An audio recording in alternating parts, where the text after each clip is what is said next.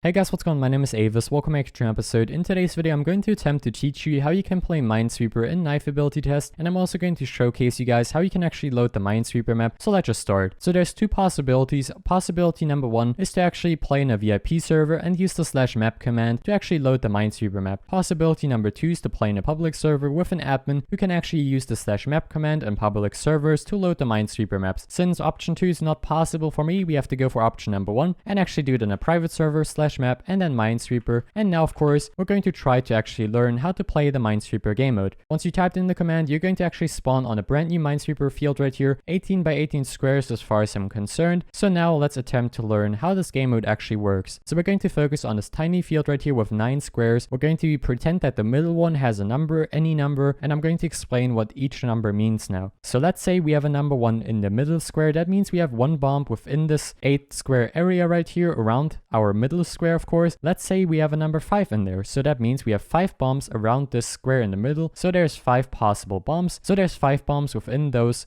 8 squares. So you have to figure out where the bombs are. Let's say there's 8 bombs actually, because that's also possible right there. So you can see 8 is the maximum. So we would have 8 bombs around our middle square right there, which would mean all the squares around it would be bombs. So now I have 2 more scenarios right here. We have the scenario right here where we have 5 possible squares. 1, 2, 3, 4, 5. And let's say there's one in the middle. So there's one bomb within those 5 squares around it. Let's say we have a number 5. That would mean all 5 squares would have a bomb. And now, of course, another scenario, the corner scenario right here. Let's say we have a number 1. So that would be one bomb possible for those 3 squares right here. Let's say we have a number 3. Then we have in those 3 squares 3 bombs. So I hope that kind of basic explanation kind of made sense. Now, of course, we're going to use this and you can hopefully learn something from it. I don't know. I personally just really like Minesweeper because back in the days when I used to play mat games, we had a game mode called Minesweeper, and that one was super fun. Was my favorite game mode for sure. I really enjoyed playing it. It was really amazing, and yeah, that's why I kind of like the Minesweeper game mode right here in Knife Ability Test. One thing I definitely have to mention is that you don't get anything for completing this right here. It's just for fun. You don't get any reward, and if you want to restart or start over, you just have to reload the map. So yeah, that's quite interesting. I really hope one day this is going to be a game mode because it's actually quite fun once you understand how it actually works. Anyway, so now let's attempt to finish the Minesweeper 18 by 18 square field. So there we go, we finally loaded in right here, and now of course let's try to actually solve our Minesweeper field right here. I always like starting with the outside part so we can get some huge areas unlocked and hopefully not die. And wow, that was actually perfect. So now we can actually solve this one. So we can see right here we have a few number 1s, so there's 8 possible squares as I've already mentioned, and now we have these interesting green squares right here. So these are kind of like safe squares, you cannot interact with these are already finished, and well, these are great because these mean that there's no bomb below them, so that's amazing. Anyway, so right here we have now 8 possible squares like I've mentioned, and you can see most of them are taken besides 1 square, so that means there's a bomb right there, and all of these are connected to the same bomb, so there's a bomb definitely. Now of course let's move on to some more tricky stuff right here.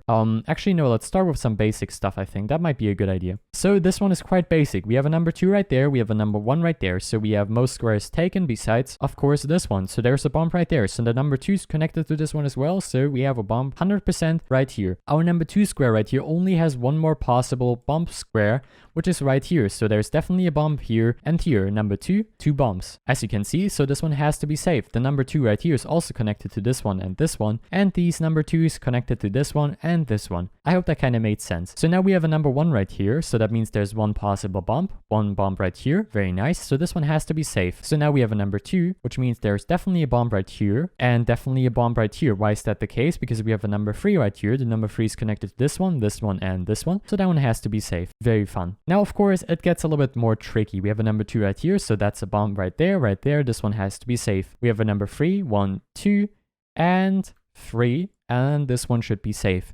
Why is that the case? Because the number 1 is connected to this one, so this one has to be safe, and the 3 has all of those 3 squares, and the number 2 is connected to these 2. So now we can see that there's a number 1 right here, so this one has to be a bomb. This one should not be a bomb there. Anyway, so now let's move on to some, I guess, more easier ones. This one is not a bomb. There you go. Very, very nice. This one is a little bit more tricky because we have definitely a bomb right here. This one should not be a bomb, so that's a bomb right here, here, and here. So this one should be safe as well. So now since we have this one as a safe one right here, there's a bomb right here and here. So this one has to be safe once again. Same for this one, I think. And now let's see for the last one. So that one should be safe because why is that the case? As you can see, the number 2 is connected to these 2. This one to these 2. and the 3 is connected to 1, 2, and 3. Very nice. So we're done with that one as well. So that was quite fun. Yeah, let's move on to this square. 1 and 2. As you can see, we have our number 2 right there. So that's 2 bombs. So this one is safe. The number 2 is connected to this one and this one. So this one has to be safe. We have a number 3 now, which means this one is safe, by the way, as well, because the number 1s are all connected to this one. Number 2 is connected to that one and that one. That one is safe. Very nice. And now our number 3 is connected to 1, 2, and 3. So this one has to be safe as well. Our number 2 is connected to this one and this one. Number 3, 1, 2, and 3. So that one is safe. Very cool. So we're done with that one as well. This one has to be safe because the number 2 can only be connected to 2 squares. And we already have all of these connected to this one. So this one should be technically safe. There's some kind of weird rule, I think. We have a number 3 now. So this one couldn't be it because it's a 1 and 2. So there you go. That one has to be safe. Number 2 has to be safe there as well. Very, very fun. And we're done with most of this already. So all we have left is now the top part right here, which is going to be quite risky. Why is that the case? Well, because we have a lot of unknown stuff right here. And we kind of have these weird edge parts right here, which are quite challenging to solve, in my opinion, at least. So let's kind of focus on the part that we can definitely solve right here, hopefully. So this 2 right here is connected to this one and this one. So these 2 have to be bombs either way. So this one should be safe. Now we have a few more issues, actually. This one should be safe, I think. And the same applies for that one. Okay, now we have a little bit more to work with, which is very, very pleasing to see. So we have a 1, 2, and 3. So we have a number 3 right here. So that's 3 possible squares. So I think this one should be technically safe because the 2 is connected to these 2. Very nice. So we have 1 and 2. So this one has to be safe because the 2 is connected to this one and this one. So the ones have to all go to this one right here. And now we have the number 2 right here, which is connected definitely to this one. And the second one is currently unknown. I'm going to go with a guess right here. And it was a very good guess, actually. And we have a number 4. Yeah, we already know most of the squares, actually. 1, 2, 3.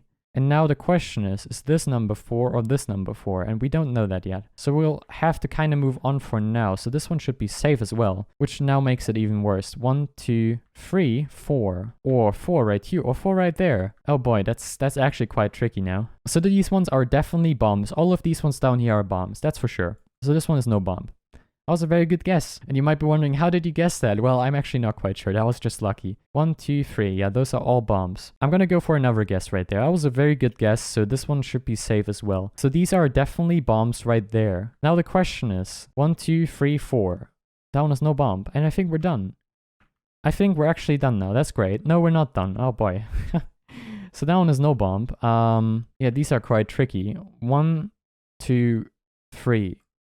Safe. 1, 2, 3. 1, 2, 3. Yeah. And safe. All right. I think we're done now. Maybe. 1, 2, 3. This one is done. This one is done. This one is done. Cool. Okay. So I hope you kind of understood how this game mode actually works. I'm very happy. This took me a very long time to actually finish because I'm not the best at this game. So once again, the squares indicate how many bombs are around it. So we have one right here with a number 4. So there is 8 possible squares and we have uncovered most of these. So 1, 2, right here, 2 right here, so that's the 4. We have 1 right here with 4, 1, 2, 3, 4, and I hope that kind of makes sense. I really hope so. If you have any questions for Minesweeper in general, feel free to ask it in the comments down below. I can try to help you. There are certain situations where it's like really tricky to decide if it's actually a bomb or not, so that's always good to kind of move on to a different part. Then if it's the final part, it's good to, I guess, take a guess sometimes. As you saw, that's actually what I did. I just kind of look at the squares, and it's always important to, of course, check all of the squares around it as well, because you might overlook something and then there might be a bomb. Like, let's say like, oh, I didn't see the 3 and I actually just went for one of these right here, then it can always kind of end bad and then you die, and you don't want that to happen. So